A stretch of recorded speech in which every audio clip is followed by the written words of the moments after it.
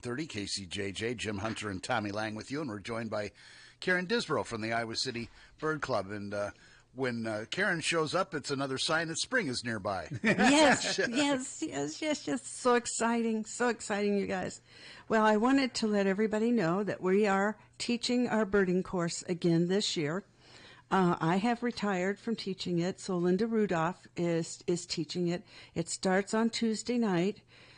She's not requiring any pre-registration, and I did simply so I would have enough supplies. But she's teaching it in a different way, and but it'll be marvelous. She has birded all over the world. In fact, she's our speaker at our March 20th in-person / Zoom meeting, and she's going to talk about her trip to Africa. So what is birding? Is it photographing? Is it just documenting? No. Is it just viewing? Is it everything? Well, we call it birding because we go to the habitat. Okay. When I consider bird watching looking out your window at your feeders, but people use it interchangeably. But those of us who go a lot, we just have changed birding to a verb. Okay. And because we go where the birds are, to their habitat. And we follow their seasons, like migration is starting. Right now, spring migration, so we're getting greater white-fronted geese, snow geese. The shorebirds will start showing up very shortly. The killdeer are back. People have been seeing killdeer. And they are actually a shorebird, even though they nest along the edges of our gravel roads. So, yeah, it's just an exciting time. I see them all the time here on the lane, the killdeer. Yeah. Yes. And they have that. Our gravel lane, yeah. Yeah, well, and they have that characteristic where they act like they have a broken wing and they want you to follow them. I've actually had one do that to me when I was driving down the lane a long time ago. Oh, yeah, and they do that when they're actually nesting, which they haven't started doing yet. And that is to draw you away from their nest. And their nest is just rocks. And then 3 little eggs that look like rocks. They're speckled. And they just blend right in with our rock. Oh, I've never seen that. I never found a nest before. I never got looking, I guess. Well, they're there. Never knew what that looked like. Yeah. Well, it's right at the edge of the road. So usually not into the grass, but the edge of the gravel roads. Okay. Sometimes it can be in parking lots, and people have actually marked them so that people won't drive over them. Right. That sort of thing. So one of the changes that Linda has put into effect for the birding course this year is that she has gotten loaner binoculars. Before, when I taught the first session, I went over binoculars a lot, and people, more often than not, would go out and buy a pair of binoculars within the first 2 weeks. They'd go to a birding trip, and try people's binoculars and get a feel for it and that sort of thing. But Johnson County Conservation has binoculars, and Linda has arranged to borrow them for the birding trips. So people don't have to go out and buy their binoculars right away if they don't have them, right? But they can still find out a lot about binoculars because she'll tell them a lot, and she'll have hers, of course. Right. And she's having special birding trips, field trips, just for the people attending the class. Instead of trying to incorporate people into our regular birding trips, which they can attend also. Right. Because this class is coming up on Tuesday is a beginner class. Yes. People who have never done it before are more than welcome. In fact, it's more geared toward them, right? It is. Especially the first 2 or 3 sessions are very much geared for beginners. But, if you've been birding for a while and you think, there's things I don't know about, this is the class for you. You'll find out all kinds of things. There are so many new digital ways to get information. We have a Merlin app that's free, and you can turn it on, and it does the sound and gives you a list of the birds that it's hearing.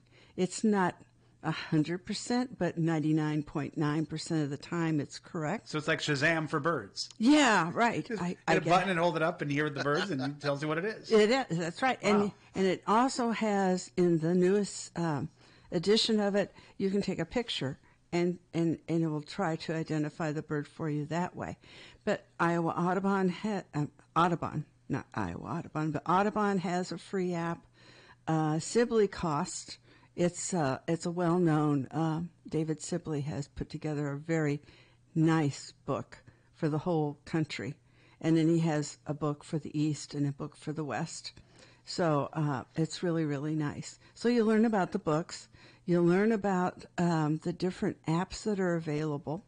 Of course, there's always places still where you can't get Wi-Fi, you know. Yeah. And if you have it downloaded, you can open it up. But if you have to have a connection, there's some places like out at the Hawkeye Wildlife I was going to Area. say, places like that, you're probably not going to work as well. No, I can't make phone calls in certain places out there, you know. So the basics of birding will be the first class, and then the second class is the birding 2, and then we'll concentrate on Johnson County, and we've got a lot of really lovely places to bird here in Johnson County, around Iowa City, Coralville, out in the country, you know, the Hawkeye Wildlife Area, Yeah. and down to just over the edge into Louisa County at Cone Marsh is a fantastic place in the spring, and it's a really good way to meet people.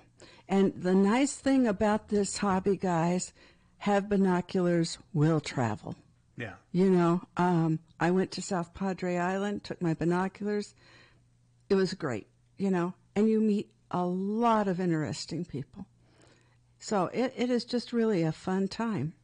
Did we And- mention where the class is yet? Oh, I'm sorry. I can't remember if we did or not, but we should go over it. Well, we need If to. we didn't, yeah. Yes, it's at the Environmental Education Center, 2401 Scott Boulevard Street in Iowa City. That is where the Habitat for Humanity is, the Restore store. It's where I voted last week. Earlier this week, I should say. We originally were going to start the class last Tuesday. Yeah. And then the special election came up, and we had to push it back a week. And so we did, you know, and It's a great facility. Oh, Really yeah. nice place for a meeting like that. I figured if anybody showed up at 7 o'clock, they would realize there was voting going on and not the birding course. But anyway, we're really excited to continue doing this birding course. And Linda Rudolph has years of experience. She's an excellent photographer. She has traveled all over the world since she's retired, and very, very knowledgeable. A much better birder than I am. And learning to bird sound, bird song, there's apps like I was talking about, the Merlin, that help. And she'll go over that to a certain extent. I can do the cardinal. I can do the black-capped chickadee, you know, the common birds. But I have trouble with some, like warblers. Warblers, when they come in May, they are identified a lot by their songs because they're singing then. Right. Birds sing prior to their mating season and when they're nesting. So that's a very active time. So starting now, the migration is on, you know. And as ice gets out from the ponds, we'll have all kinds of ducks and geese showing up. And in any time now, we should see shorebirds starting to come in because they have to go all the way to the Arctic, up north, you know, for their nesting. So it's an exciting time, really. And so I'm very happy to be able to still have this course. You know, I think we've taught it probably in one way or another. The Bird Club has been involved with it probably for 30 or 40 years. And so this is exciting. Just wondering, completely unrelated to this. Okay. Are the blackbirds nesting right now? Are they starting to do that? Because I've seen the same one in the same tree when I drive home 2 days in a row. And that's also where I walk, and I'm worried that I'm going to get dive bombed here in a couple of months. Yes. Okay. The males are coming in, and it's very interesting. It's right next to the path where I go for my walks. Well, you may have to do a little detour.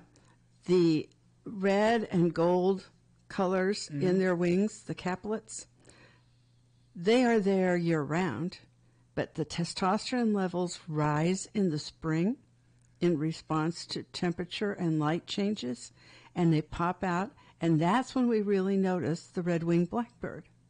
But there are a certain number of them that stay year-round. A lot of them migrate. Right. And you do see them coming in. It's kind of a swampy area. Don't they kind of like swampy areas too? Well, yes, they do. Yeah, it's kind of like a retention area. So yeah, they do. They I just like want to know those. if I can use that route or if I'm going to have to take an alternate route. Boy, if you've ever been dive bombed by one of those birds, you don't want to have it happen again. I've never No. been, but I've had one hovering like he was ready to. Well, I just they're- kept staring. I stared him down, and I was fine.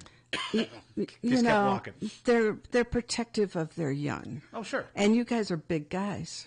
yeah. Yeah. You know, We're and- not threatening. Look at us. We're nice. It's funny. You walk We're affable. By, we had this the time it happened to me. I walked by a tree and I heard this bird, and it was chirping angrily.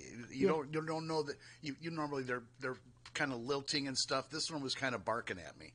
Next thing I know, it's whapping its wings against the top of my head, and wanting me to get the hell away from them. I suppose you were wearing a different kind of hat than the black. I was not and wearing gold. any hat. No hat. And it's No. like- it's Well, like- that was dangerous. Well, they're not obviously coming for nesting material. I don't know No. what the hell. No. No. But I had a friend that worked across the street from where that happened. He goes, "We take great glee in watching people walk to the building and seeing them getting attacked by this bird. You know, they got a bird's eye view, so to speak." Yeah. Well, it's you just kind of have to go with the flow, you know, and give the birds their space, and other animals too. I mean, they're very protective when they're having their young and trying to feed them and take care of them and that sort of That thing. only makes sense. Yeah. Well, yeah, exactly. So especially if you know a certain area, you know, has a nervous bird, just detour a little Yep. and give them their space. So, you know, they will be gathering materials for their nests, and they often will take hair from like horses, you know, or I don't know about cattle, but horses I've heard. And some people put out cat hair and that sort of thing. You've got to be kind of careful though, because you don't want to put something out that can twine around their little legs of Right. the baby birds, you know, because that could cut off the circulation and damage them and that sort of thing. So be very careful about what you put out. If you put out stuff, I just let them pick their own stuff. I don't put anything out for nesting. Yeah. Well, eagles use the same nest every year after year after year. They do, right? Yes, they do. Okay. And so there are a couple I see on my walk, and they're active. So yeah, that's good. those nests can weigh up tons. I know, and they've been there for years. Yes. The two that I passed by. Yes. And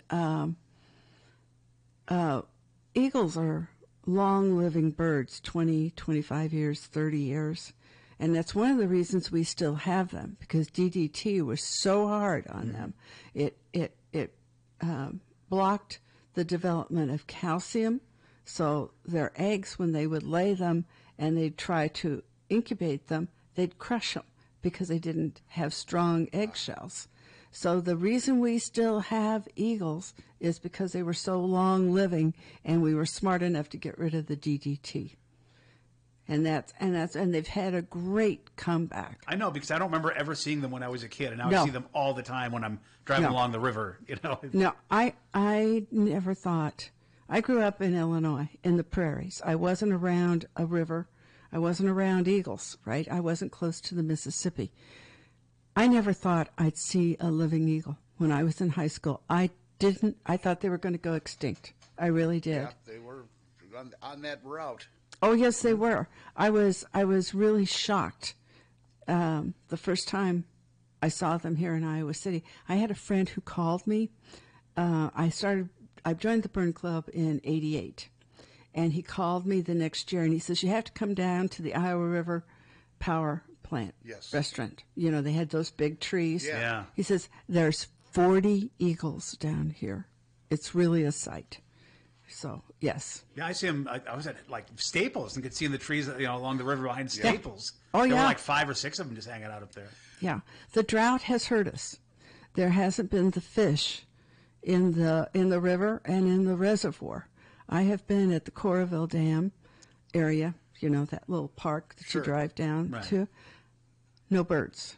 No birds. Oh, the one at the foot of the dam? Yeah, I know the one you're talking about. Yeah, there's usually some Like ducks Tailwater there. West or something like that, or yeah. There would sometimes be Canada geese, Mm-hmm. Seen a lot of those lately. Yes. Well, they're coming back too. Will they just nest anywhere? Well, I see them. I'll see them like when I go to the doctor's office on the river landing there at the UIHC, and they'll be like nesting on top of the parking ramp elevator. I'm Yeah. like, they have a little nest up there. I I was worried that the young ones are going to fall off, though. no, it's okay. Canada geese used to nest on bluffs. Okay. Oh, okay. On bluffs along the rivers like the Mississippi River. And there is a sycamore in Kent Park. I remember the first time I saw Canada geese nesting in the crotch of that tree. Sycamores will have 4 or 5 big limbs coming, and they'll have a center crotch area. I call it a crotch area. It's an open area. And the male was out in the little pond, and his neck was stretched out, looking like he was dead, to draw predators away from the nest. I was shocked. And then Rick Hollis, who is a great birder, very much a historian of everything ornithological, he said they used to nest on the bluffs. And so I found that amazing. But they're fine. Don't worry about the babies. They will bounce. Okay. Really? Yeah, they'll be okay. Wood ducks. We put up wood ducks houses. They're usually in the ponds, is where DNR and the conservation people put them up. But they will nest in hollow trees with, a cavity. And when the birds hatch, the first thing they do is jump out. And then they walk to the closest water. So there you go. Another question for you. I've got a finch feeder. Yes, Haven't seen much on it all winter. that's right. So they're not birds that stick around all winter, I guess. No, they do. Okay. How old is your finch feed? The actual seed in it, Yeah. I don't know, but I haven't changed it in a while. Okay, so this is what happens. Okay. The Niger seed or the thistle seed will go rancid. I did not know it could go Yes. bad. Okay. I guess it can go bad. And so you can just spread it on the ground. Mourning doves love it. They'll eat it. But goldfinches won't. And I've the seen other other birds up finches, there. and the other finches, like the house finches, if you're lucky enough to get the purple finches, they will avoid it. And this was a bag that my mom gave me that she had left in her garage, so it's probably all bad, right? Right. Okay. But just spread it on the ground, and you don't have to spread it all in one place. No. Okay. But we have a listener who wants to add a comment. Hello. Hi, I just wanted to say that I was just south of Cedar Rapids the other day and saw a group of swans. In a field. yes, the trumpeter swans are coming I back. saw some flying above the ponds over on Lakeside the other day. Yes, that is so exciting, guys. We had to reintroduce trumpeter swans to Iowa, and it's been a very successful program. I was down at Cone Marsh last Sunday. I think there were 150 trumpeter swans.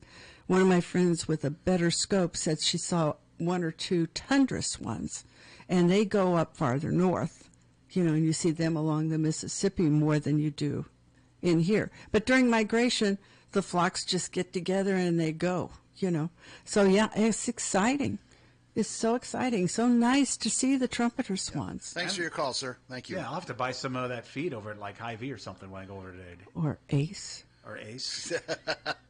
Or there's lots of places that you Yes. can buy.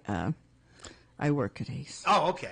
I was wondering where the plug was coming from. Yeah, well, I work there. Okay. Anyway. So if you want to find out more about the Bird Club, what's the best way to do that? Oh, yes. All right. So our website is Iowa City Bird Club, all written out, .org.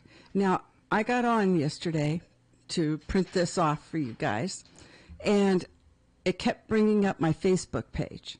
So you want to put that up at the HTTP:/. Yeah. That's where that line is where you want to put in iowacitibirdclub.org. Okay. And that will take you to our website. And our website is fantastic, you guys. We have a great webmaster. And we have the list of our events. We have maps. We have videos of our Zoom meetings, of the speaker. And it's just, it's a world of knowledge there. Excellent. World of knowledge. And if you're wondering about bad weather, it'll be posted there. It'll be posted on our Facebook site. And people can look at the Facebook site. If you want to post something to it, you got to send it, and then I have to approve it or disapprove it. Sure. So, sure. Well, again, this class is going to be Tuesday night from 7 to 8 Yes. at the Iowa City Environmental Education Center on Scott Boulevard. It's free. Yes. So show up. Well, no, it's not free. Oh, it's not free. Not free. No, we charge people who are not members $5 a session, or you can join the club for $10 for an email newsletter, or $15 if you want to get one in the mail. I'm glad you corrected me on that. Well, that's okay. I didn't read that part. Well, that's all right. I didn't know show prep. This is kind of a builder for the Bird Club, but I have $5 is nothing. Yeah. I have 140 members. So, and you can come or not come to any of these sessions. It's not like signing up for a course at the university. Yeah. It's come or not come. And some people come for all of them. Some people just come for the first 3. It's just, but it runs from March 11th to April 12th. So it's 5 sessions. Every Tuesday night. Every Tuesday night. And then usually it's the following Saturday that there is a special birding trip to one of the local areas so that you can, you'll learn how to find the birds in the wild. All right. So if you've been just watching the birds out your back window at your feeders, this will be an exciting new experience. All right. Well, Karen, thank you for coming thanks in. for coming We appreciate it. Oh, I love coming, guys. Thank you so much for supporting the Bird Club.